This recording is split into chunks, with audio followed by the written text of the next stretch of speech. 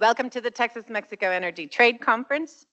I'm Pia Arrhenius, Vice President here in the Dallas Fed Research Department, and on behalf of our President, Lori Logan, and our Research Director, Carl Mertens, I welcome all of you to the Dallas Fed, and thank you for coming. This conference is a joint effort with the Dallas Fed Global Institute. I don't know if Enrique Martinez Garcia is here, but we thank him for his partnership. And also, importantly, with the SMU Mission Foods Texas-Mexico Center, Professor Jim Hollyfield, Courtney, thank you so much for doing this with us. And y'all will hear from Jim here in a few minutes. I did, before I go on, just want to recognize one of our most esteemed supporters here of the Dallas Fed Energy efforts, Paul Foster, who is chair of the Dallas Fed's Energy Advisory Committee. Paul, just thank you so much for being here and supporting us. Our objective with this event was really twofold. First, it was to highlight really the very large and significant energy trade that Texas has with Mexico, but also to drive home the point that it could be so much more under the right conditions. There are many more opportunities to deepen the energy partnership with Mexico. And today we'll hear about why that hasn't happened in the past, but more importantly, I think why that really could happen in the future. Our second goal is to focus on Texas's rapid emergence as an energy production powerhouse. I think Jesse Thompson here, my colleague, has all the details on that in his presentation. But it's really something that has come about in the last 15 years as a result of the fracking boom, as many of you know.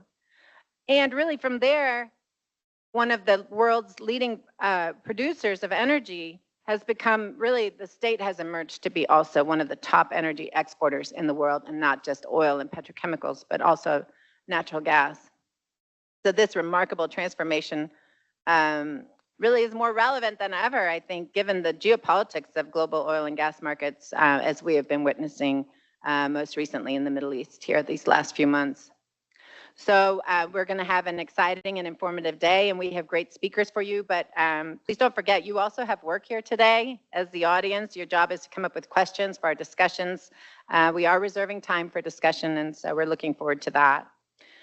Before I end, I want to just thank my co-organizer, Garrett Golding. Where is Garrett?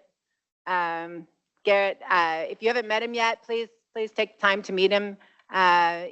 We'll be organizing more and more of our energy-related events here at the Dallas Fed, and just really appreciate his partnership on this event. Charles Price is heading up the organization and logistics. Charles, not sure if he's in the room, just wanted to thank him for all that. And Kunal Patel was actually he's our senior business economist in the research department. He leads our energy survey, and I just wanted to give him a shout out because he was part of the early planning for this event. Kunal, thank you, Kunal. Everybody should meet you too. Housekeeping remarks, just to finish up, silence your phones, and then probably all of you already know the restrooms are out here to your left, and then if you need any assistance at all, please just ask one of us, Dallas Fed staff. And then on that note, I'm going to turn it over to Professor Hollyfield.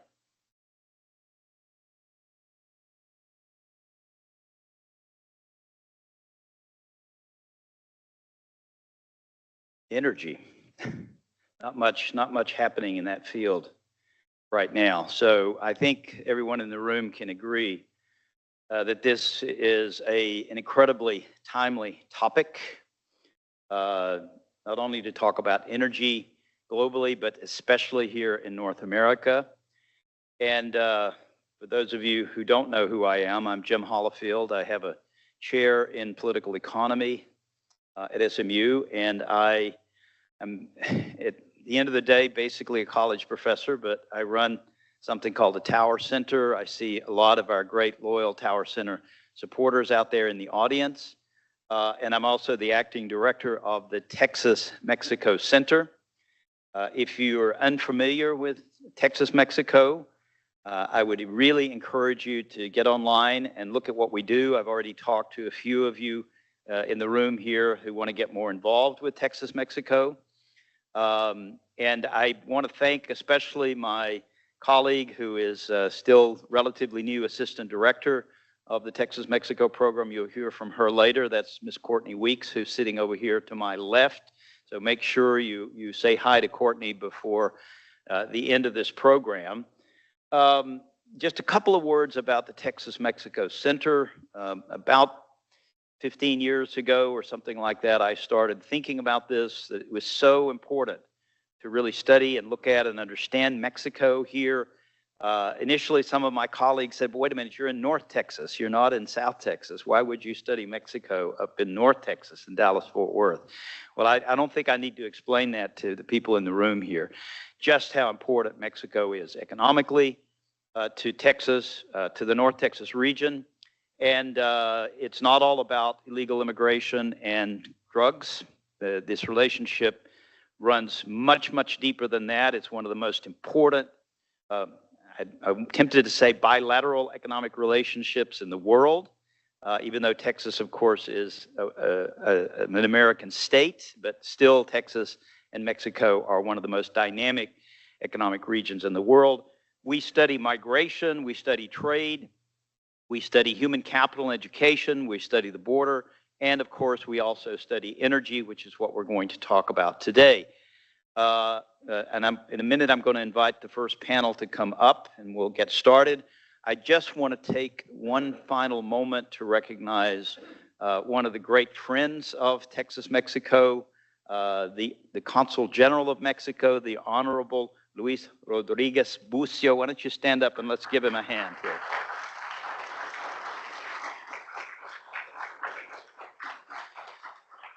And again, thanks to especially all of the loyal Tower Center supporters out there and Texas-Mexico supporters out there. I would just take one other final moment to recognize a former board member and a great friend, General Williams. Why don't you stand up and let's recognize General Williams here. Great. Okay, with that, I think we can now delve into this topic, which is an incredibly important topic. I think you're all going to learn a lot today about this relationship. So should we just go ahead and invite the first panel to come up to the podium here? Please come and join me if you're on this panel.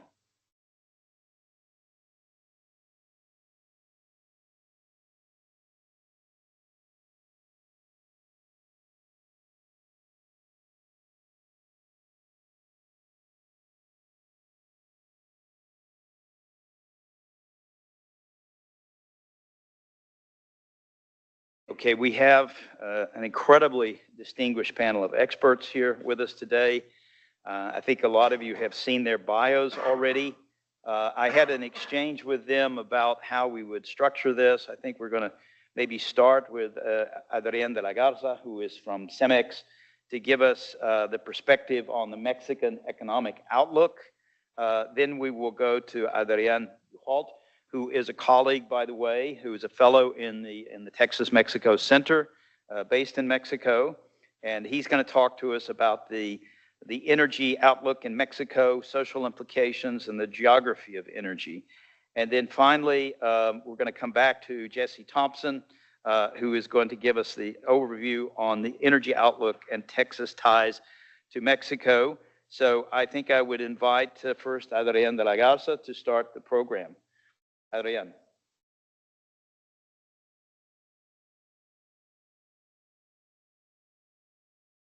Hello. Hi. Hi, everybody. Thank you, James, and thanks to Pia, and thanks to SMU and the Dallas Fed for the invitation. I'll be speaking a little bit about Mexico. I apologize for my voice. I've been sick for about a week. Not contagious, but doing fine. I'm going to be speaking to you about the Mexico economic outlook, just so that you get a little bit of an idea. If you're familiar with Mexico, you get an idea of where we're standing right now in terms of how the economy looks. If you're not that familiar with Mexico, then hopefully you will be a little bit more familiar after this. Is there a clicker? Or? Yeah, here it is. There we go. Sorry. That's fine. Perfect. So one thing that will stand out or has stood out over the last few weeks, but I would say over the last several years, is that Mexico has been stuck in low gear in terms of economic growth. When you look at long-term averages And here I'm noticing, for example, 81 to 2000, which is prior to the democratic transition in Mexico, then 2001 to 2018, which is prior to Morena, the Morena government, the current government in Mexico, and then the Morena transition period. You see that those long-term averages have been decreasing over time. There are many reasons for that. I'm not going to go on those, but this is one of the main concerns. And when you ask people in different industries in the business sector, one of the main bottlenecks that they point out at is the energy constraint, energy being a constraint. And so you would think, and we were speaking earlier about how energy is an enabler regionally to develop industries, to develop economic regions, and we have actually seen that in Mexico. How have we seen that? Well, because when we think about Mexico, here of course we're talking about aggregate growth, but those aggregate figures actually mask divergent state level dynamics, and this is one of the most important charts probably that you will see throughout my presentation. I really like this chart a lot because it basically shows how you have different growth dynamics in different states in the country. You have, for example, the structural laggards, states like in Tabasco, Campeche, that are not very well developed in terms of industry, and hence they're not where the main demand for energy comes from. And then you have what I call the structural success stories, states like Nuevo León, Quintana Roo, Jalisco, San Luis Potosí, Puebla. There are some underlying trends that link all of these states together, the structural success stories, states that I was talking about. One is you have a lot of tourism in places like Baja California Sur, in Quintana Roo. You have a lot of industry, and this is basically the northern corridor and the Bajío corridor in Nuevo León, San Luis Potosí, again, Chihuahua, Coahuila, and so on. So as is the case in many different countries, but this is especially true when it comes to Mexico and the demand for energy, we have different Mexicos. We don't have only one Mexico, and this is important for the energy sector in particular. Now, in terms of sectors also, you have different sectoral dynamics. One, on the demand side, despite the low growth that I was telling you before, so industry has been an important component and an important consumer of energy. And here you have a very thriving exporting sector. As Jim was talking about before, the Mexico-US and the Mexico-Texas relationship has strengthened over time. And you probably have heard that Mexico has become the #1 trading partner of the United States, surpassing China, surpassing Canada. When part of that has been reflected in the growth of the exporting sector. And here what I'm showing is you have a lot of very positive dynamics in some of the sectors that are better integrated with US industry, and particularly with Texas industry.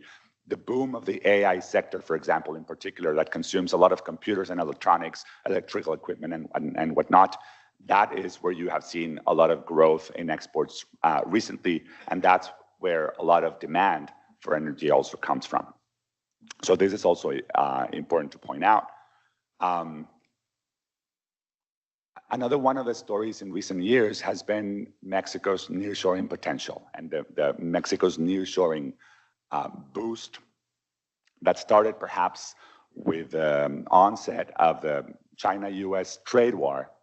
And then that was exacerbated with the pandemic, the Russia-Ukraine war and whatnot, all of the reconfiguration of supply chains globally. Mexico has tended to benefit in relative terms.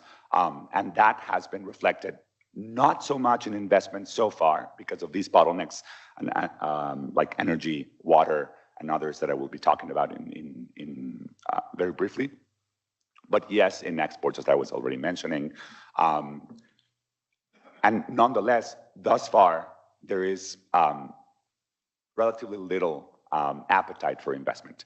And that has to do mainly with two things. One is that there's a lot of uncertainty regarding USMCA, as you most likely know. And another one, there's a lot of uncertainty coming from the domestic environment, thinking about all the structural reforms that have been taking place in the country over the last several years, but mainly since 2024, with very important judicial reform that took place in Mexico that is one of the main concerns of the industrial sector. Now, that is, as regards growth, I'm going to give you very briefly a picture of inflation. The central bank, Banxico, has been unable to tame inflation. The inflation target of the central bank in Mexico is 3% as opposed to 2% in the United States, so a little bit higher. But Mexico has been unable to reach that 3% mark, no matter what long-term average you take. Right now, it stands at about 4.5%. Here you basically see the many different components. A lot of those components are actually now at their long-term average, but that long-term average has not been 3%, has been higher than 3%. And some of the problems there have been services in particular, which is one of the most pressing concerns for the central bank. Now, despite that, what we have seen for the last several quarters has been decreases in the key interest rate. And this is important because this has meant that financing costs are decreasing. When we look at this short-term rate, when we look at long-term rates, that has not necessarily been the case. That has not translated to long-term financing costs that are lower. So this is one of the concerns, also in terms of price pressures or cost pressures. Now, the other thing has to do with fiscal. And another relevant aspect that I wanted to point out has to do with fiscal policy in Mexico. Hacienda, the Ministry of Finance, has been in a bind now for several years because they have been trying to spend more without facing a fiscal reform that is most needed. In April, typically, they publish a document called the Precriterios, which is like an outlook for the budget that will be presented in September for the following year.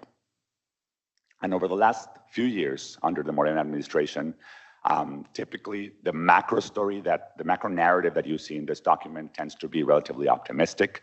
And based on those macro assumptions in terms of GDP growth, in terms of oil production, for example, they make their projections for revenues and for spending and for everything else. So what we have seen, and I was saying that they're in a bind because they're trying to spend more without doing a fiscal reform.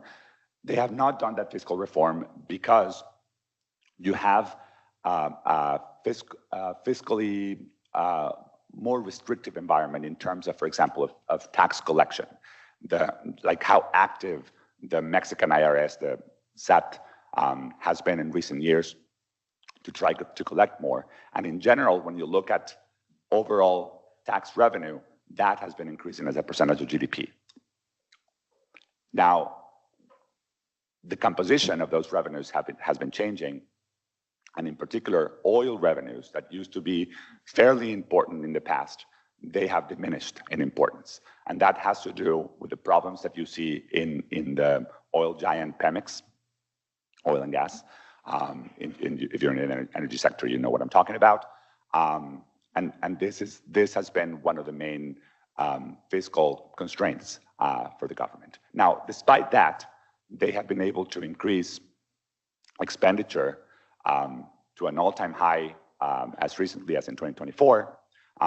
But of course, that given the lack of increase in revenues, that was something that credit rating agencies pointed out, the needed to curb spending. And so in 2025 and 2026, what we have seen has been underspending.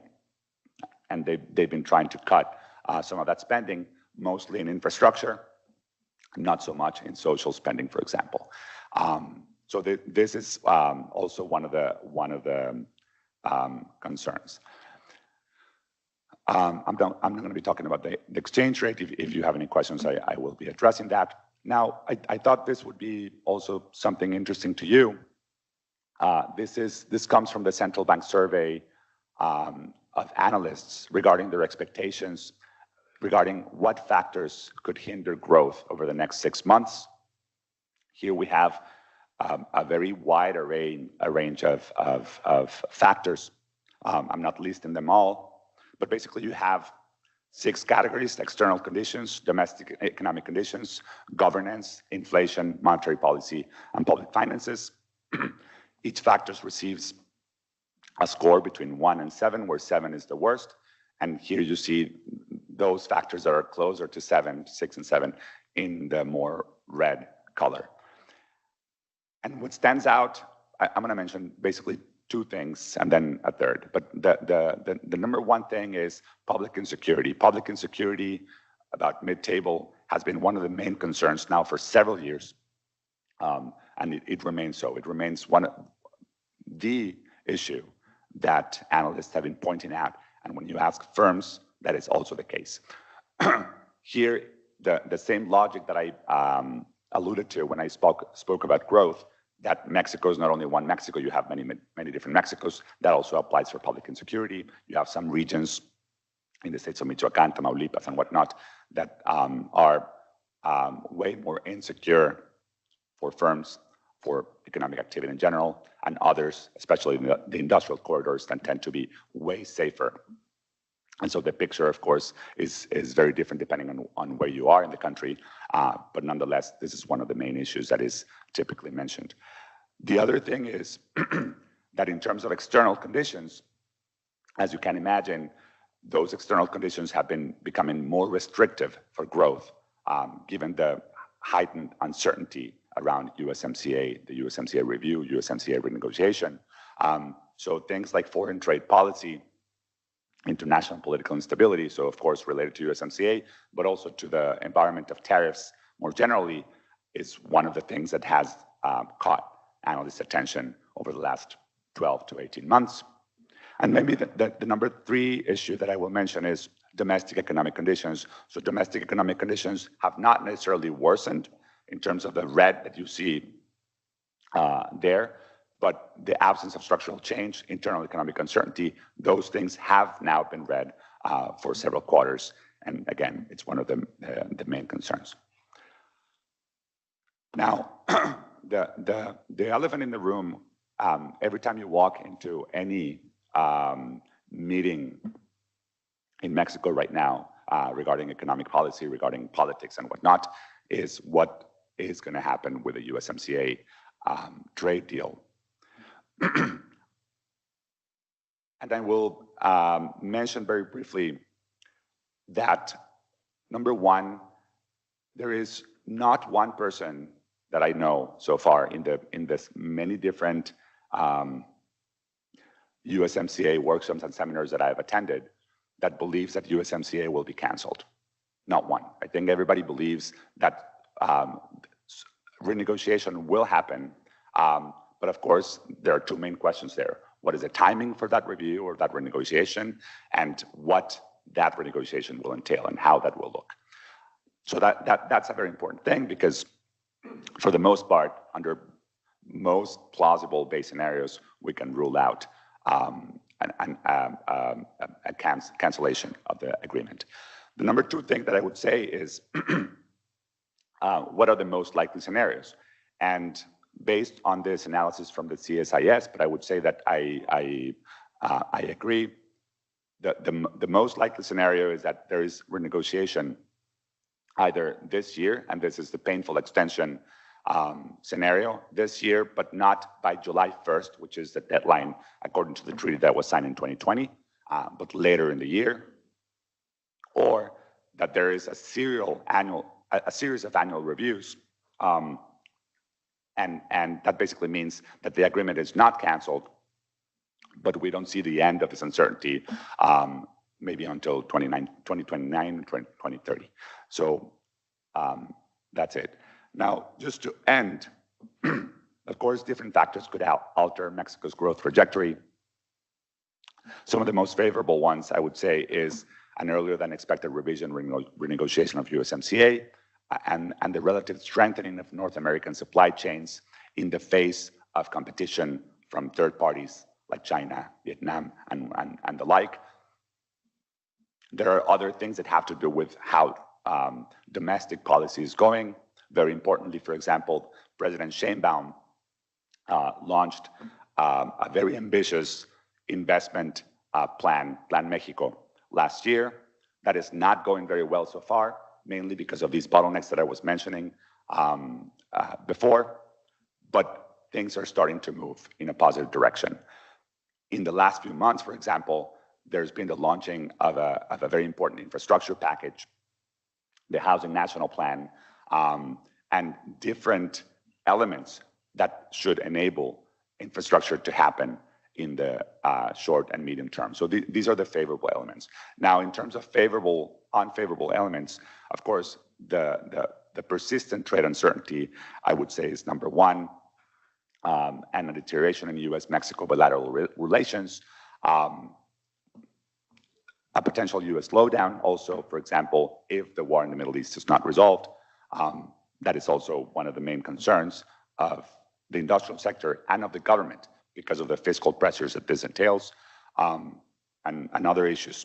The last thing I want to mention is the non-resolution of structural bottlenecks, because I've been alluding to these bottlenecks over and over. In different surveys that we have seen implemented among the industry and the business sector, energy tends to be the lack of energy tends to be the number one bottleneck, the number one issue that industry groups mention as a problem. So there's huge need to improve the energy outlook of the country. Number two, water, and number three, other types of infrastructure regarding logistics to try to move goods around in the country. And I'll leave it at that. Thank you very much. Okay, let's give him a hand. Hope you understood me.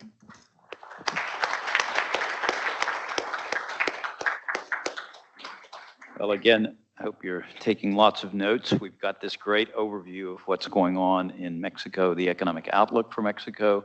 We're going to stick with Mexico for the next speaker here from Adrián to Adrián, and he's going to talk more specifically about energy, and then we'll come back to the U.S. at the end. So, Adrián. Okay, thanks. Well, first of all, thank you for having me, to Courtney, Pia, and Jim for the invite. It's a great honor to be here and talk about Mexico's energy prospects.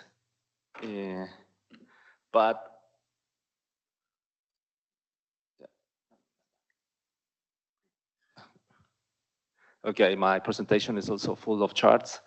And well, I guess everyone knows that Mexico's most important trading relationship is with the US, but also more recently, the US most important trading relationship is with Mexico. And I would like to start by mentioning that despite tensions trade tensions between Mexico and the US, exports or cross-border trade has been increasing. It did by around 4% in 2025, and that speaks loudly about the importance of this relationship. Obviously, it has a more relevance for Mexico, given the size of the economy. But well, now Mexico is the largest trading partner of the U.S. But also Texas. Within all the states in the U.S., Texas has Mexico as also a very important trading partner. And we can see here that, for example, in a span of 5 years, exports to Mexico went from 277 billion to 450 billion, like in total exports. But out of them, 125 went to Mexico only in 2025, and imports 411 billion in 2025, but Out of them, 177 billion came from Mexico. No, sorry, exports. And also, but an important component of this relationship is energy trade. You know, for many of the energy commodities being produced here in Texas, Mexico is the main export destination. You know, not only natural gas, but also a lot of petroleum products, you know, in general. And that is in terms of dollars and volume. And as you can see, when you look at values of oil and gas, petroleum and coal products and basic chemicals, this is how the relationship looks like. And you can also distinguish that Texas holds an important surplus with the US. So on the other hand, Mexico relies a lot on commodities produced in the US. So when it comes to energy security in Mexico, Texas is a very important supplier and a player in that sense. So it's a relationship that is worth cultivating, in my opinion. And one of the shortcomings that we can observe in the case of Mexico is that the country's ability to export energy commodities is kind of deteriorating, and it has been doing so for the past. It's not recent. It's at least since 2015. Up to 2015, Mexico used to have a surplus in the energy trade with the U.S., but since 2015, things have changed, and and now Mexico imports a lot more than it exports to the U.S., and that gap is widening, and I think that's an important opportunity for Texas-based companies, you know, because the Mexican market in many senses is like underserved. And then, well, moving up to natural gas, as you can see, since at least 2011 or 2010, with the exception of 2022, exports of natural gas from Texas to, US to Mexico have been increasing year after year. And that makes me wonder about what's going on in Mexico. As you may expect, the production in Mexico has declined. And that has been happening since around 2010, actually. So we can see a direct relation between, you know, exports and local imports and local production in Mexico. And well, here you can see that U.S. natural gas shipments to Mexico have increased sevenfold since 2010, reflecting both deeper bilateral energy integration and the persistent structural challenges facing the country gas industry. And today, U.S. gas plays a critical role in Mexico's power and manufacturing sectors.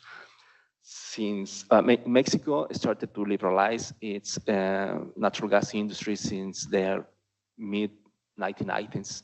So many of the fact that today's Mexico's economy and Mexico's power sector relies heavily on natural gas imports has its roots in all those reforms introduced in the 1990s, because those reforms were oriented to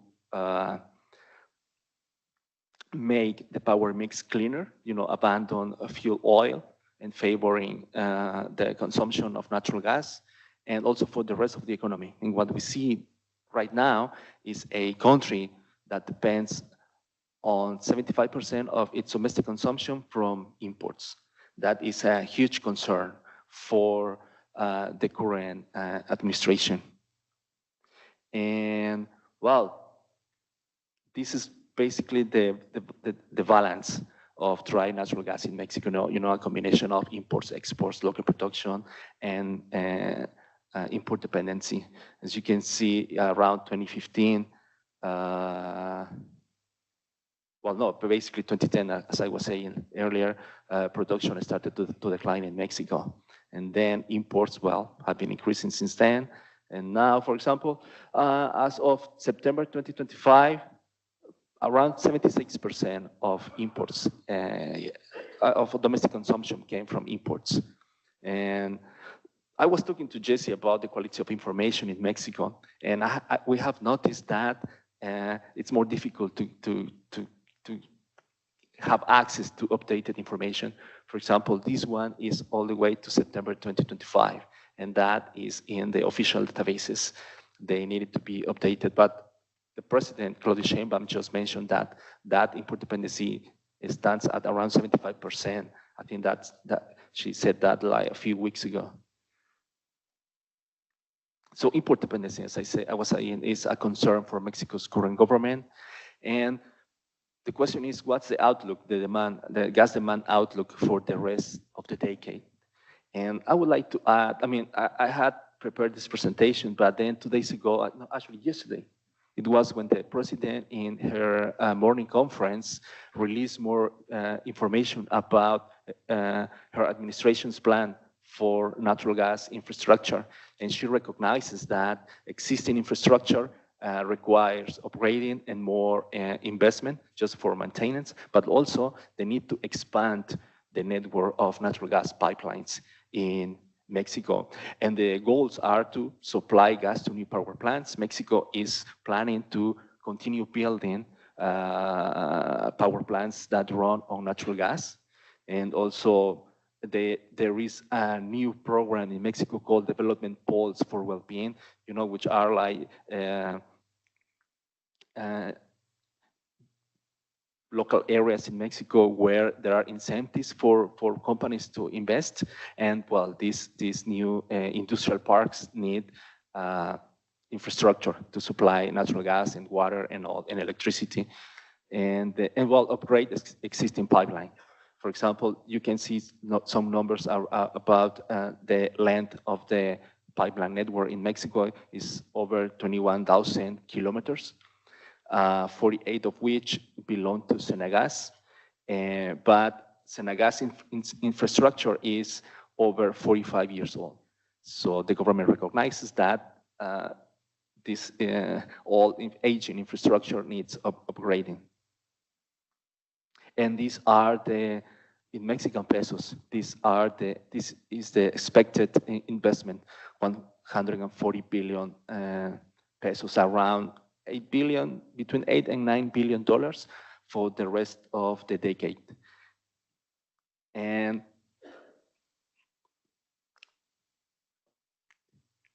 there's a situation right now in Mexico with natural gas consumption and supply, because on the one hand, they recognize that import dependency is a national security concern.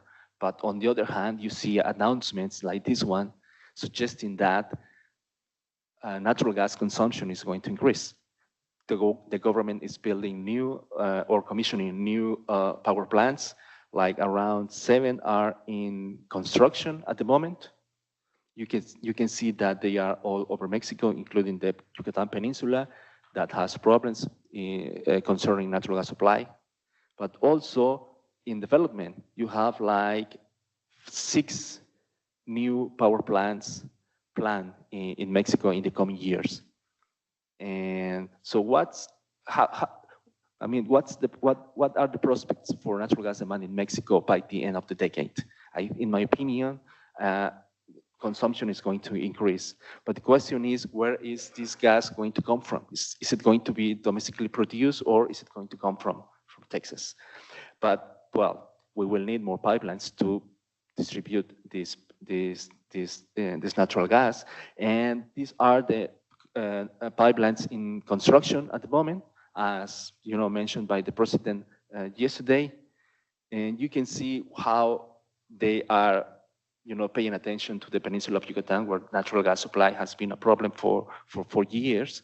You have power plants there that are supposed to burn natural gas, but there is not enough natural gas. So they build basically power plants that work on natural gas first, but without having pipelines. So the solution to that problem is coming some years after. And the same happens to other pipelines in development, like number 2, for example, and number 1. You know, there is a pipeline that goes under the sea from the south of Texas all the way to Tuxpan, and then recently it has been extended from Tuxpan to the south of Mexico. But there are no connections that take that natural gas to England, you know, to development poles or petrochemical plants or the refinery. So these are in development.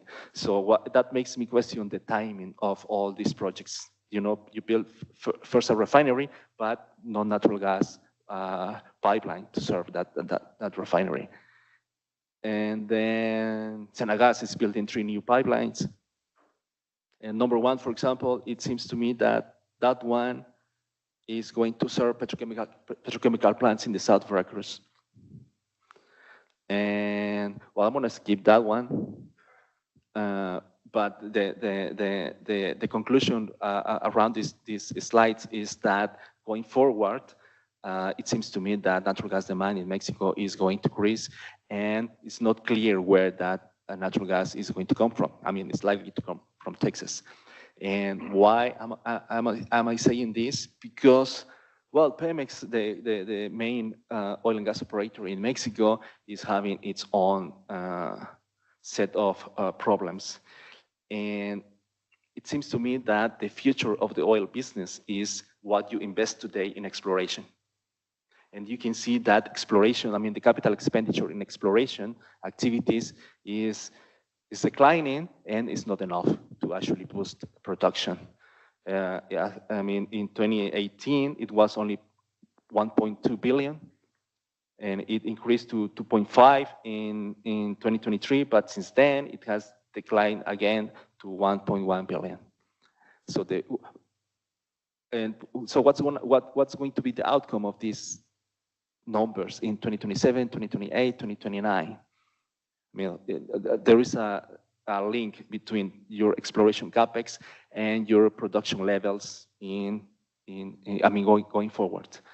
So that makes me question Pemex's ability to increase production of natural gas in Mexico, but also its own, you know, financial liabilities. In the black line, you can see total liabilities. Despite the narrative, despite all the financial support that the government is providing, total liabilities remain above $220 billion. And that's when you put all the items together, not only financial, short-term and long-term debt, but also, you know, commitments to workers in the form of pensions, debt with suppliers, and so on. It's well above $200 billion. If Pemex liabilities were a country in Latin America, it could easily be the 7th largest economy in Latin America. And despite the fact that long-term financial debt has declined over the past 2 years, well, going forward, the ability of Pemex to increase production, I think, continues to be limited by this scenario. And I want to finish my presentation with a bit of self-promotion, because in Mexico, we have observed that over the past 3 decades, the energy sector has been transformed, not only in terms of, you know, regulations, but also in terms of its structure. So this book is about what's the impact of all those numbers and charts I mentioned before at the local level. For example, the deterioration of Pemex, how is that having an impact in local communities? So I wanted to close up with this one. Okay, thank you. Yes, we've got this book that's hot off the presses here. I think we're going to be doing a book launch at some point to talk more about his work. But now we've seen the big picture in Mexico in terms of the economic outlook. We've gone down and deeply into looking at what's happening in energy markets in Mexico, and we're coming back to the United States now. So Jesse, the floor is yours. Good morning. I have our usual bit of slides here. These are will be available for download. Before I get going, the standard housekeeping that my opinions are mine and mine alone and not necessarily representative of the views of the Federal Reserve Board of Governors, Bank Presidents, Officers, or anyone else associated with the Federal Reserve Bank in any way, shape, or form. That out of the way. So key points, here's the obligatory tell I'm gonna tell you slide, which has been a little bit of overlap. So I'm gonna try to keep it a little different, and if the spirit takes me and I go too long, just cut me off. If the spirit takes me, I like that line, it's a good one. US shale, so first off, let's talk about like what's driving all of this conversation about energy trade, and one of the genesis of thinking about this event today. You know, the US shale boom really overwhelmed domestic demand and infrastructure. And that first part is something a lot of people are really not aware of, that it overwhelmed domestic demand and our capacity to move molecules around to places where we can find customers. Real natural gas prices were crushed from all-time highs with the shale boom. We have negative prices now in the Permian. This is the threatening actually oil output growth in the Permian. You've got exports are surging, pipeline exports we've heard about already, and lower gas prices that we have resulted from all of this they've put downward pressure on electricity prices, both here in Texas, the United States, and specifically in Mexico, and while meeting rising demand and offsetting falling production in Mexico, I might add. U.S. LNG total exports went from 0 to 18 BCF a day, and that's billion cubic feet per day in 10 years. And there's a lot more coming. Now to the point where there has been discussions and some progress made on even re-exporting natural gas, piping natural gas through Mexico to get to the Pacific coast to then grow LNG exports further. Because Mexico's own demand cannot keep pace with what we are producing and the access to that resource there cannot keep pace with what production we are generating in the United States, and specifically in Texas and southern New Mexico. U.S. energy exports must grow. This is a point I like to leave people with, so I'll say it again at the end. Mexico remains the single largest importer of U.S. energy, and U.S. exports must continue to grow, particularly for natural gas. There's no demand for it. There's no more demand for it here. Demand growth here cannot keep pace. And if we don't export it, it cannot be produced as well as a lot of other things can't be produced with it. And we'll talk about that a bit as I go through. And we're going to actually hear some more about different pieces of this throughout the day. So, desperately seeking customers, U.S. natural gas. So, what you're looking at is the real history of U.S. natural gas, so real meaning inflation adjusted, and this is adjusted to first quarter 2026 dollars. So this is these prices should be relevant to what we are recently seeing. Real U.S. natural gas prices, dollars per MCF. If you look back in the 20-aughts, what was the story in the 20-aughts? We're running short of natural gas. We're going to start importing LNG to the United States. Natural gas prices were very, very high, and if we had situations where that drove oil prices up, you had a hurricane like Katrina, Rita, or Ike and Gustav that shut in gas production in the Gulf of Mexico, then you would see gas prices surge. Then, sort of unbeknownst to people, we had two things happen around the same time. You had the Great Recession, which temporarily put downward pressure on demand for a lot of commodities. So you saw a big commodity price decline, and you had the rise of shale gas. First up in the Northeast, finding its way down to Texas, and ultimately into the Permian Basin, where it started producing a lot of other stuff along the way. That increase in supply, as we exited the Great Recession, crushed natural gas prices down to, at that time, historic lows. The lines that you're looking at in this chart, there are three lines. The dark blue line is Henry Hub. This is the Louisiana benchmark price for natural gas. This is the one we talk about on the news. This is sort of the main one we talk about in the United States. The green line, which is very close to the blue line almost all of the time, is the pipeline export price. So this is a volume-weighted export price for natural gas exports to Mexico via pipeline. You can see that data is a little bit lagged. It doesn't go wide all the way to the right-hand side of the chart. And then the blue line is something a lot of Texans are not familiar with, but everybody in this room, if you're not, you're about to be. And that is the Waha Hub price of natural gas. The Waha Hub is the processing facility in West Texas where we price natural gas. This is an essential hub where basically you get the best price signal with that is fairly close to whatever the actual producers in the region are receiving. Okay.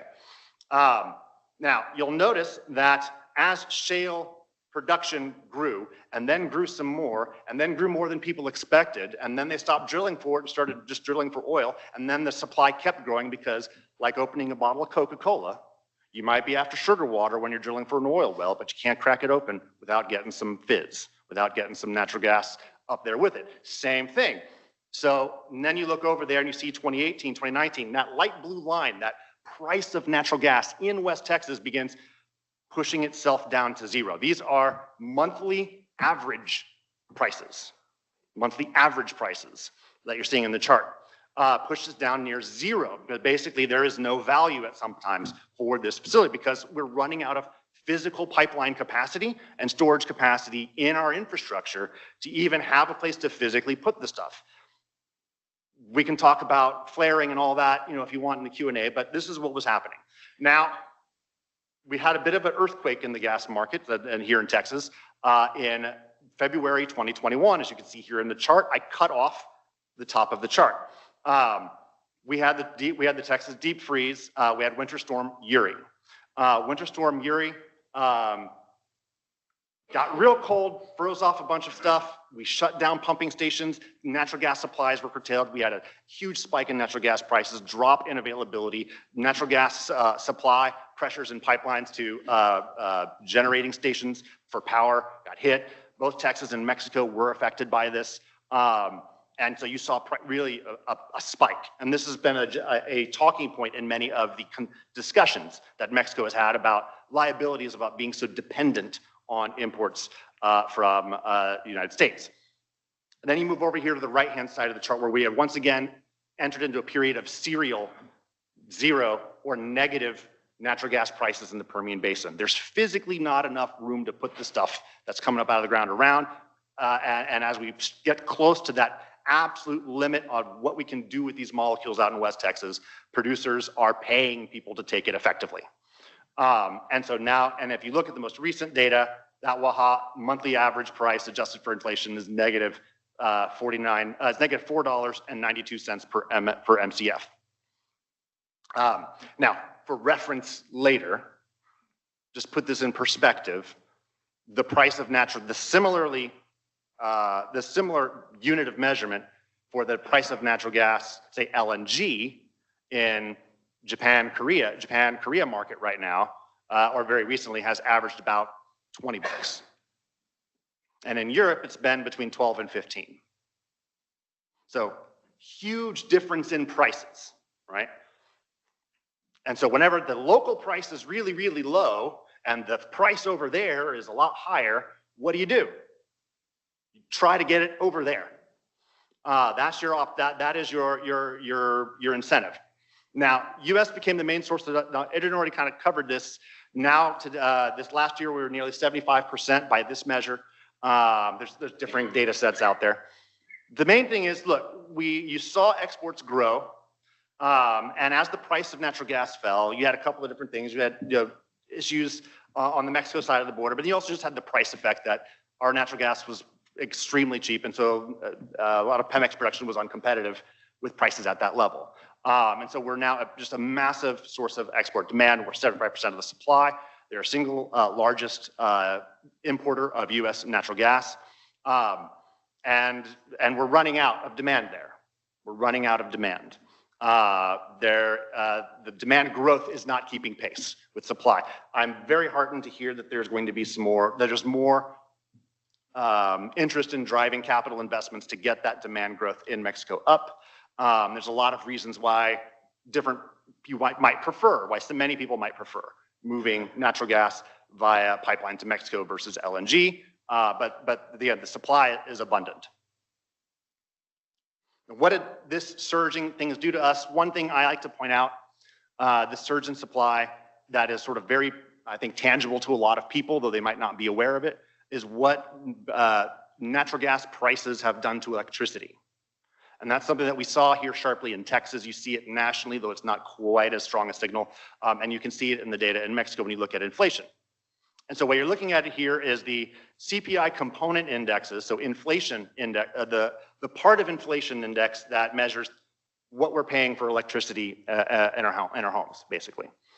And when natural gas prices fall, remember, the electricity prices, the cost of generating electricity is controlled first and foremost by that last piece of generation that comes on the market, the last electron generated, the last generator that comes on, usually in the late afternoon when it's hot, your people are starting to come home, the air conditioning units are cranking on that time of day. And so the cost of providing electricity really is connected to the price of natural gas.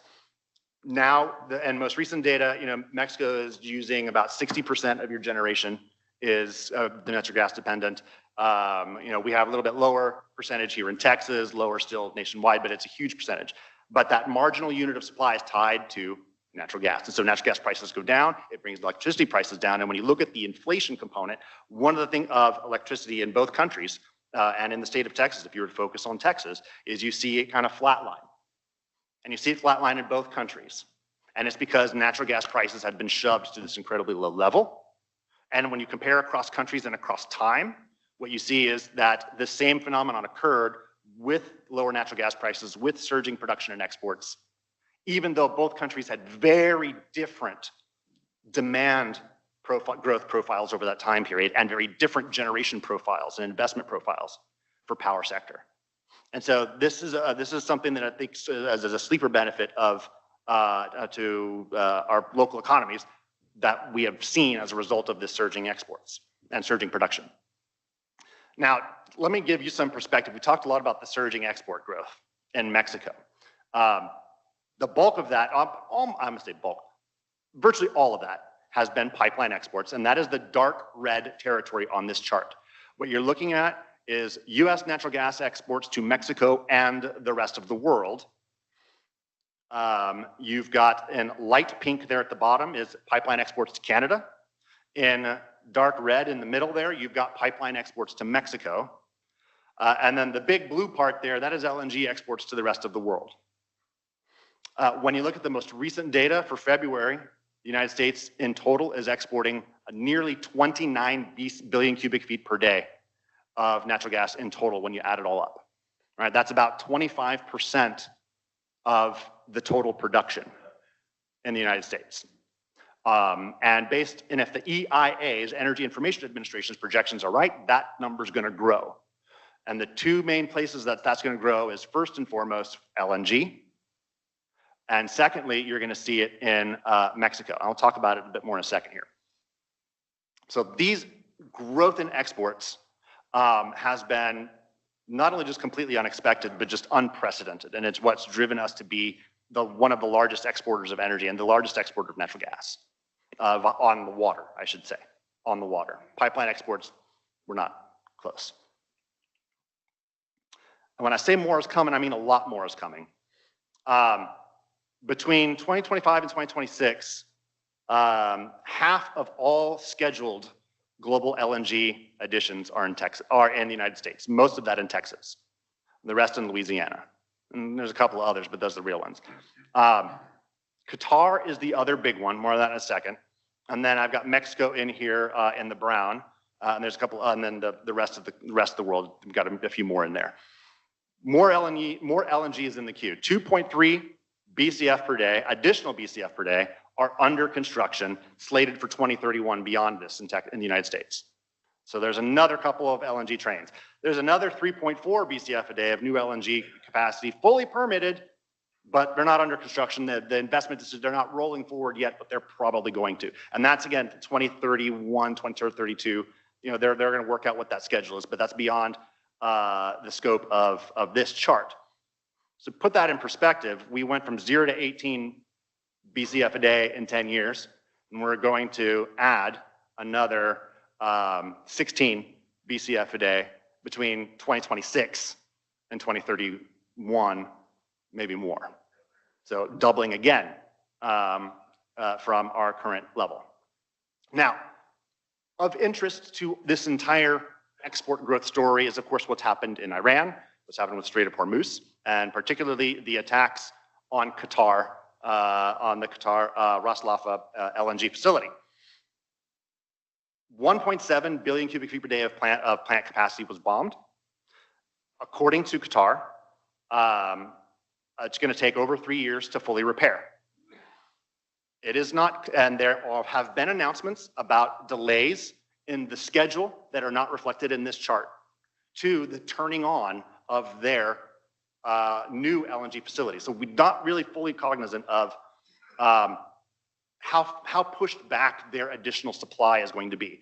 What that means is that the global LNG market is likely going to be a little tighter than you might have, than investors were expecting just a few months ago over this 10-year outlook. Maybe a little bit tighter.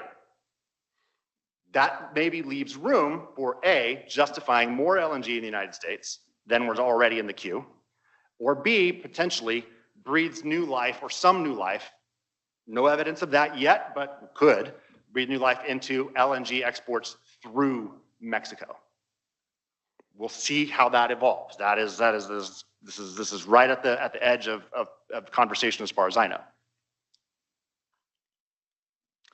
And then lastly, I'll leave you with this, because I've talked a lot about natural gas and the exports to Mexico and the integration there. I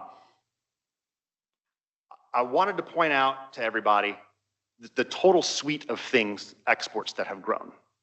So you're seeing in this chart there on the bottom, everything here has been rescaled into barrel of oil equivalent, or just barrels in the case of HGLs. You can clarify that later, just grab me after if you have questions. But the green area, that is finished products. So this is refined products that are basically fuels that we're exporting to the world. Biggest destination for that is Mexico. Crude oil exports, the black area. The orange area is all the other refined stuff that we export. The blue area, the black area is crude oil. We now export, of the 13.1 million barrels a day of crude and condensate produced in the United States, we are generally exporting about 4 million barrels a day. And that's rising. At the moment, it's a little bit higher. It's closer to 5 million barrels a day because there's more demand for crude oil exports and because the releases from the Strategic Petroleum Reserve have temporarily boosted those numbers. The blue is hydrocarbon gas liquids. This is the one nobody knows what that is or what in the world anybody's talking about. This is mostly propane. And yes, propane accessories, but propane. Ethane, propane, butane, petrochemical feedstock stuff to burn, to heat, to run your kitchens, or as backup fuels in rural areas where maybe you don't have all the energy infrastructure.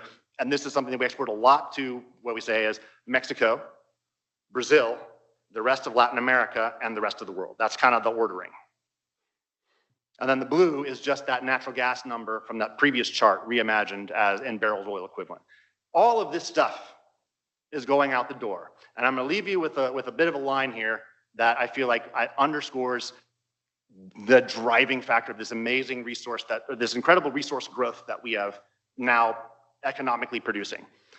Hydrocarbon production, and my Texans are going to get this, all right? And I hope everybody else does too, but you'll know this immediately. Hydrocarbon production in Texas, and in the United States writ large, but in Texas, is a lot like Bluebell ice cream production in Brenham, Texas. All right? Say it with me if you know what I'm talking about. We eat all we can, and we sell the rest. This is what's happening here. We're eating all we can, and we're going out finding new customers to sell all the rest. That's what's happening with all of these exports. And if anything were to disrupt that, as we saw with trade disruption over the last summer, with one molecule, ethane, it can have immediate negative impacts transmitted all the way from the port, all the way back to the Permian Basin.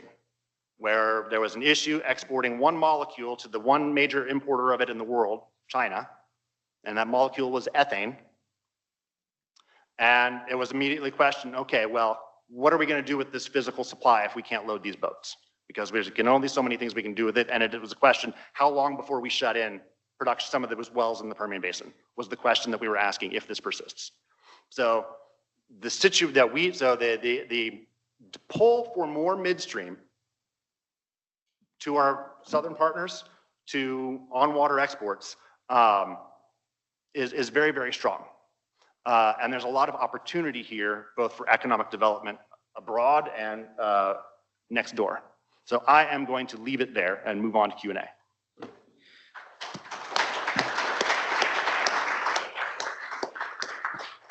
Well, I'm sure there are no questions in the audience, but we have really had an incredible amount of information put at us here. I'm going to exercise the prerogative just to raise a few questions, but while I'm doing this, I would like to invite those of you in the audience who want to ask a question. I think we have microphones on the side. So if you want to start queuing up, and I'll try to recognize you as you come to the microphones.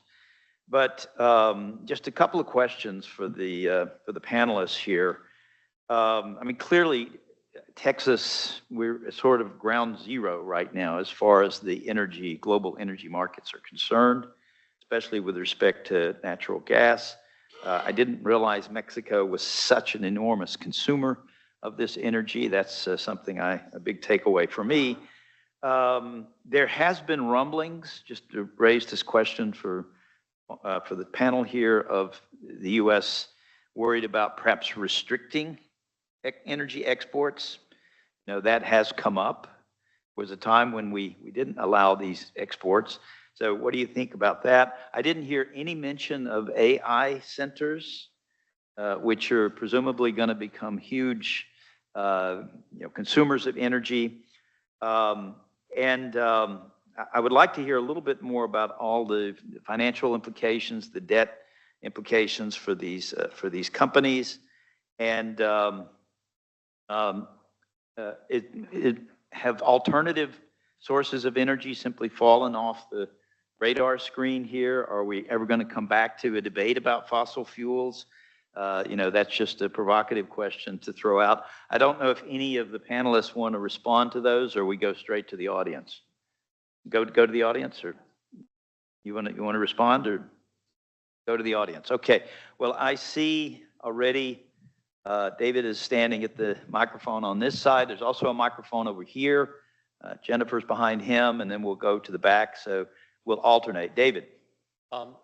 I've attended a number of these, but at one of them there was a discussion that a few years ago that China was locking in long-term contracts for LNG, and that Germany decided they didn't need to because it's going to rely on wind.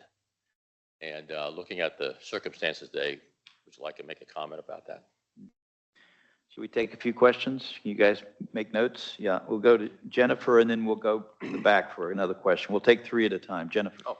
So I may be asking your AI question, Jim, but so I'm just wondering, I know with all the potential need to export LNG and what the rest of the world could sop up, in terms of AI infrastructure, data center demand, and what the BCFs look like, how do you see the competition between LNG, the desire to realize those higher prices, versus what an AI data center, what those realizations would be? I just wonder what the equations are with that. There's a lot of infrastructure that has to be built around all of it too. Okay, let's go back to the back. We'll take one more question. You're back in the back there, and then we'll come back to the panel. Yep. Hi, Jesse. Great job. Nice to see you again. Quick question, particularly targeted at you. About the LNG exports, most of them require LNG carriers. These are highly expensive infrastructure assets that take a long time to build. What's the lead time on building these things relative to the export volume that you would like to see executed?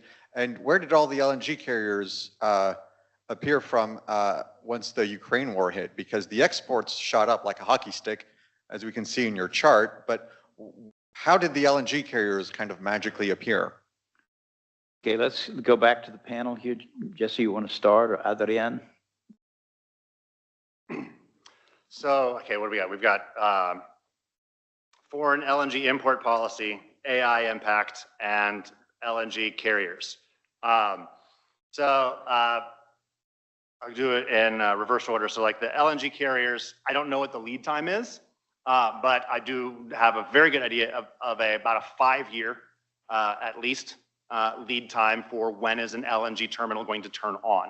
So there's a very clear, because it takes years to build out that physical infrastructure, that liquefaction plant. And so generally, if you're going to be like, we're going to buy an LNG or we're going to build an LNG vessel, say, well, this is how many long-term long-term contracts have been signed. These are the facilities that are turning on. This is the capacity that I need to add. And there's usually some they're also getting in on that long-term contracting deal and then trying to get out there. South Korea is the biggest, is the biggest, I think, supplier of LNG ships. And then I think rising fast in the market share of new LNG tankers, I should say. So not the fleet per se, but the new LNG production tanker is China, or at least that's the most recent thing that I'm aware of. But I think the biggest hoss at the trough in that market remains South Korea. That's LNG carriers. Now, AI, I'm just going in reverse order. Okay, AI. So to meet AI demand growth at anything approaching the gigawatt growth rates that are even plausible to be achieved. That's an important caveat. Natural gas is going to play a major role just because of the availability. It's relatively straightforward. The technology is understood. It's a matter of getting the molecules from point A to point B so that you can burn them to generate the power for the facility. Now, this is a thing that is in rapid evolution. So I do not have a final answer for how big this is going to be. Numbers that seemed plausible in terms of, and also the question is over what time frame? From now to 2030, from now to 2035, like what kind of time frame are you talking about? I have seen two plausible reports, the two reports that I think are credible and reasonable numbers, like, okay, this could be achieved in terms of natural gas demand growth for power generation driven by AI. And then two numbers were up to 6 BCF a day by the end of 2030 and up to 6 BCF a day by the end of 2035. Which is to say, it's a non-trivial volume that's likely to come on. And the reasons why those numbers are sort of in flux is two reasons. Number one, how much demand gets built, gigawatt demand gets built. What is the constraints on the supply chain, both for the large scale on-grid combined cycle plants from like a Siemens or a GE, and also the daisy chain of smaller commercial facilities hooked up in parallel through a battery, commercial backup units. They're smaller, the same kind of unit you might use to say power a frac fleet or a drilling rig. Those generators, daisy chained up around a power plant, smaller scale, but still more available, but still supply chain constrained. You look at those constraints, you look at what's in the queue to get built, and you can be fairly confident that it's going to be less than 6 by total on grid by 2030. Off grid might be a different story. And then again, I think those numbers hold as sort of upper level. But that's 6 BCF a day here is the number that I'm kind of running with as a ballpark. We're talking about 16 BCF a day being added in LNG exports from now to 2031, 2032. So much bigger impact. And in either case, what that means in terms of higher prices for natural gas domestically, as I understand it, technology currently being deployed It's a question of, do we have sufficient pipeline capacity to move the molecules from point A to point B? And then I'll leave someone else. Yeah, for other geopolitics. respondents, yeah, Adrian. Well, I would say that in the case of Mexico, that could be another source of, sorry, in the case of Mexico, I think AI or feeding, power to these data centers, it could become another source of natural gas demand. I don't know how big this industry is going to get in Mexico, but that is something to consider for also suppliers of natural gas to Mexico. No, the one thing I would say regarding that is that, so there is a lot of interest in data center construction as well in Mexico. One of the main, so we've been talking about how energy is a bottleneck for the industry in general, but the other one that I mentioned was water. And water has been a major input also for data center construction and operation is one of the main concerns. So that basically makes me a little skeptical about huge, like a huge data center boom construction in Mexico. The other thing I wanted to mention, just because you asked, was about energy trade restrictions. So of course, we are in an environment of very elevated uncertainty regarding the trade front in general.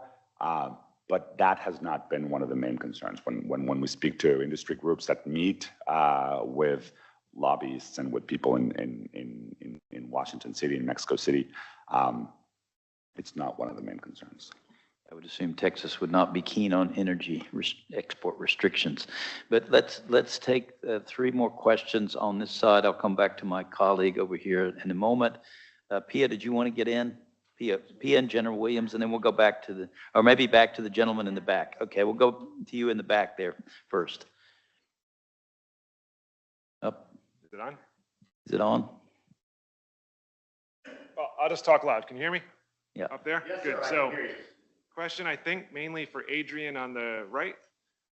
So about 10 years ago, when Mexico undertook that wave of energy reforms, I remember there was a lot of interest in trying to tap the Eagle Ford for natural gas. In some areas, people were very excited about that prospect.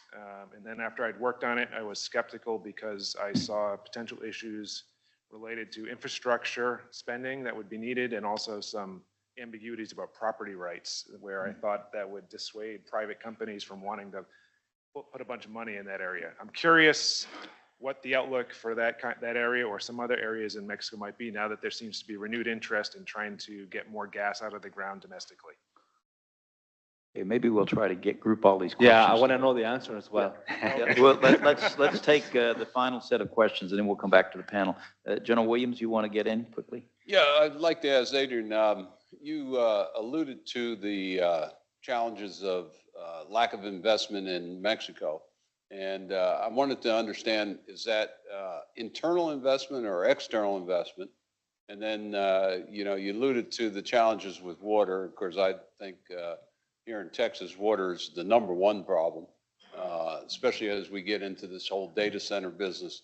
And regardless of how much energy you bring to a data center to fire it up, you got to cool it down. And water's been that issue. And so with the growing population, I was just wondering how you guys are looking at that and how that intersection is kind of working. Pia, do you want to jump in here? Sure, I'll jump in. I have one question. Yeah, they're related to some of the other questions, but so for Adrian de la Garza, I was also curious about, so the data we've seen so far for Mexico this year paints a picture of pretty negative outlook. You did mention some positive developments on investment. So just following up on the general's question, can you just elaborate a little bit more on that investment, where it's coming from? And do you think it's related to these positive expectations that people seem to have over the USMCA review? So that's my question for you. Jesse, you highlighted these negative natural gas prices in West Texas, which are just fascinating because we've heard there's a lot of debate about, is there going to be a production response to the high oil prices we're experiencing right now? And so what we've heard from the guys in the Permian is, hey, if we want to produce more oil, that's, it's coming at a cost of $5 to $10, in a cost related to taking away that natural gas, which the associated gas that, as you have taught me, comes out when you drill for, when you're pumping the oil out. So curious then, pipelines. So when are the pipelines going to come into, when are the pipelines being developed? When would they come online from the Permian to the coast to kind of get some, relief for the natural gas prices? And then for our other Adrian, same thing in Mexico. So you talked, it was fascinating to hear you talk about the planned power plants. They're going to use natural gas. We don't think it's going to come from Mexico, although I'm curious to hear about Michael Plant's question about what happened to the shale gas development in northern Mexico. But if it doesn't come from Mexico, how can it come from Texas? Is there still pipeline capacity from here to Mexico? Okay, we're going to try to group all these questions together, and we'll have one more final response from the panel and then wrap it up. But first I go to this side to my colleague Takeuchi Sensei. Okay, my question is about the Mexican economic outlook. Could you comment on the impact on and the recent state of the low-income, less developed states? So is the trend going to more like inequality across the regions widening or shrinking? And so what's the implication of what we discussed today on the economy of the less developed states? So, sorry, you asked what is shrinking or not shrinking? Inequality across the regions. Inequality, okay. Yeah, and Edward, one final brief question from you, and then we'll go back to the panel. Yeah. My question is about cartel. So when we hear drugs, we say Mexican cartel, but when we hear about oil, Mexico is not a member of OPEC. So is that an advantage why Mexico is not a member of OPEC? Okay. All right, well, let's go back to the panel here. We'll just go down the row here. Adrian, you want to start, and then Jesse, and then Adrian. Sure. Okay, I'm gonna try to answer all the questions. I mean, with respect to shale gas, I think, well, in the near future, or at least for the rest of the decade, natural gas additional supply is going to come from Texas. The Mexican president is concerned about this import dependency, and she has put together a commission to evaluate if Mexico bets on fracking or developing the shale gas reserves. And that will be a policy shift, because in the past, the former president basically banned developing these shale reserves. But now, given the circumstances, I think it's wise to have this discussion, and then, in my opinion, it will move forward. I think that's something that government or Pemex or Mexico is going to seriously explore in the future. But there are many questions around this announcement or this plan, because there is no infrastructure in those regions where the shale gas reserves are. So the question is, who is going to finance? Who is going to foot the bill? Is it going to be Pemex with the financial, problems it has, or is it going to be the government or the private sector? And then another question is, the conditions are going to be attractive enough for the private sector? Well, those type of questions remain to be answered, but probably we're going to have more light about it in 1.5 months, because this commission that the president put together to explore this possibility are supposed to provide a report in 2 months. I mean, that will be soon. So we're going to have more information about that. And then the question about what are the advantages of Mexico not belonging to OPEC? Well, the thing is that, for example, when you belong to that organization, what I see is that sometimes you think you need to take decisions around your production levels. And then, well, during the past administration, for example, the aim was to increase production. So that doesn't go well with OPEC aims. I think one of the benefits of not belonging to OPEC is that Mexico can decide where its production level, the direction of it. But obviously, there is not much room for Mexico to do so, to do something like that, because since 2004, the direction of oil production in Mexico has gone is down.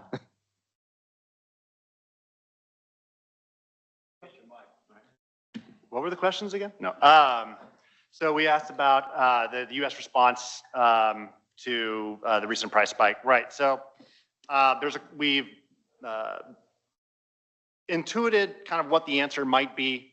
We asked in our surveys in March, what is your reaction to this? Like, what are you thinking? We asked again in a flash survey a few weeks ago in April, and the feedback was the United States is not going to ramp up production in response to this price shock, at least not yet, not in any material way. And the reason was clear.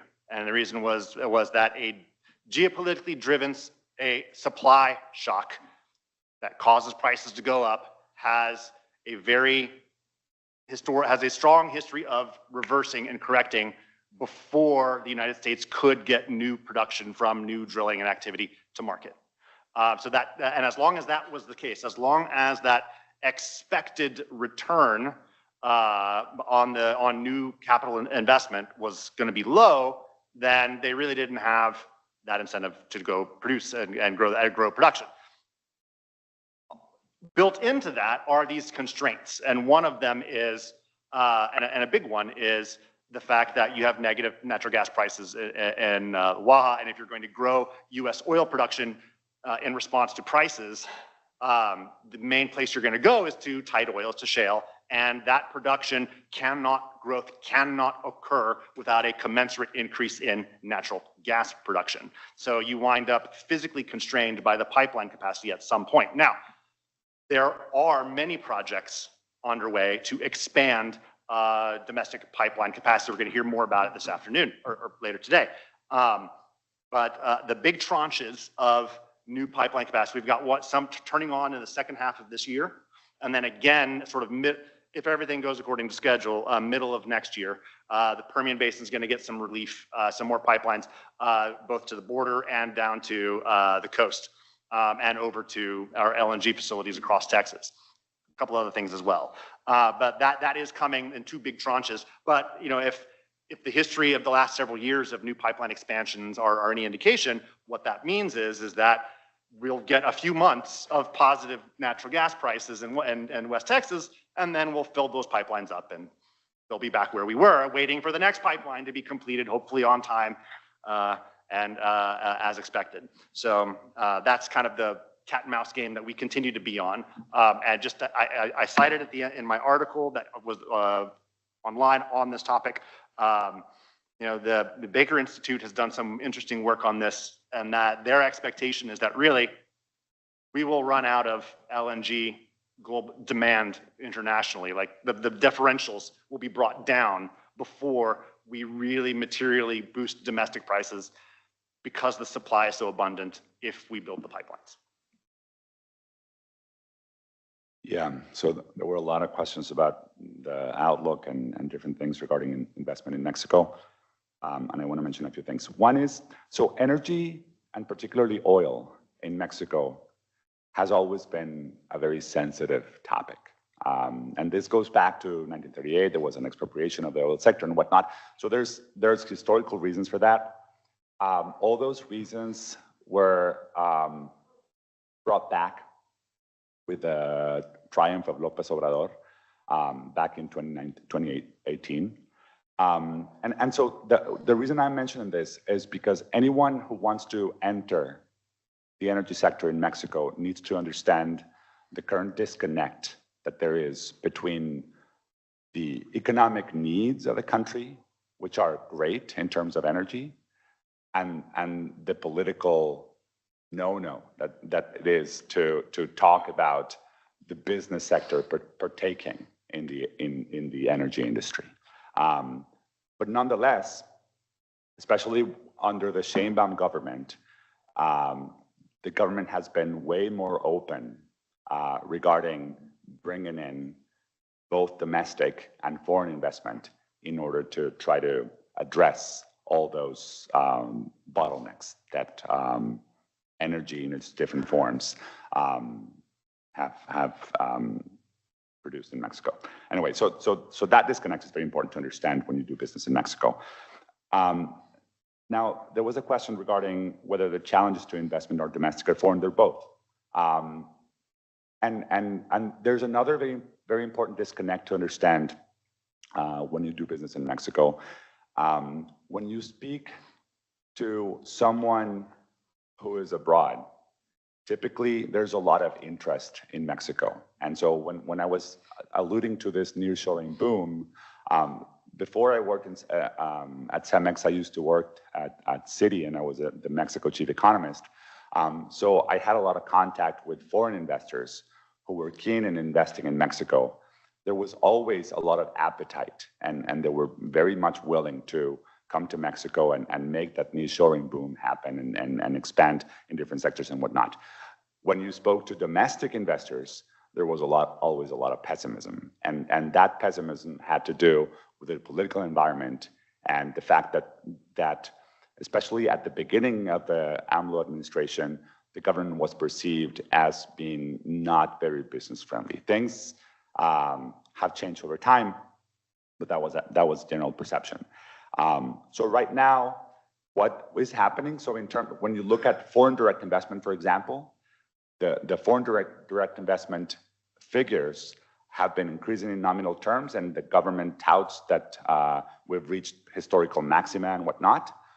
When you measure those FDI numbers, for example, in relation to GDP and whatnot, the numbers don't look as great, but you continue to see this influx of foreign investment, which is good news. Now, it's not always new investment and greenfields and whatnot, and that had to do with all of this uncertainty that I was alluding to in my presentation.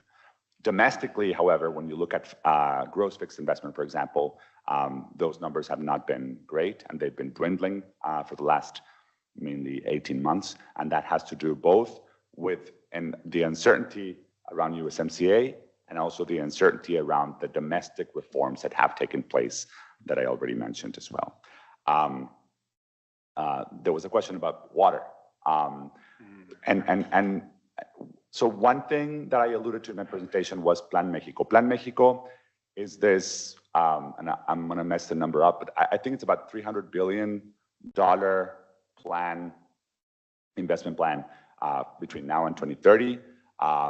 The right number is 5.6 billones, and so the reason I might mess it up is because billions are not your billions, and so these things are very different in how you measure these things. But anyway, it's a very big investment plan that President Sheinbaum announced last year.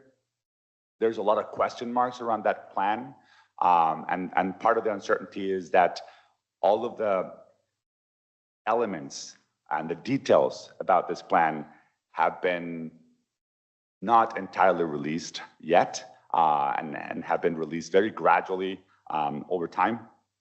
But the main thing here that I want to mention is, so I mentioned that when you ask around in different surveys and among different groups, they mentioned that the three main bottlenecks have to do with energy, water, and overall infrastructure to move things around and whatnot. So the main three things that are being addressed in Plan Mexico under that 5.6 billones investment plan are energy. About 60% of that 5.6 billion number has to do with energy projects, highways and roads, and the number three thing is water projects, water pipelines and aqueducts and whatnot. So the government recognizes that this is there's a lot of need. Now, the last thing I want to mention is regarding inequality. So inequality has been decreasing pretty much no matter how you measure it.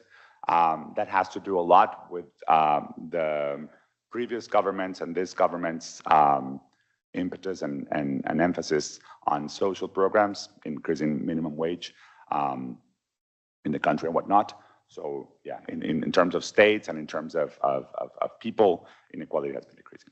Thank you. Yeah, when I teach political economy, I always ask my students, which is more important, politics or economics?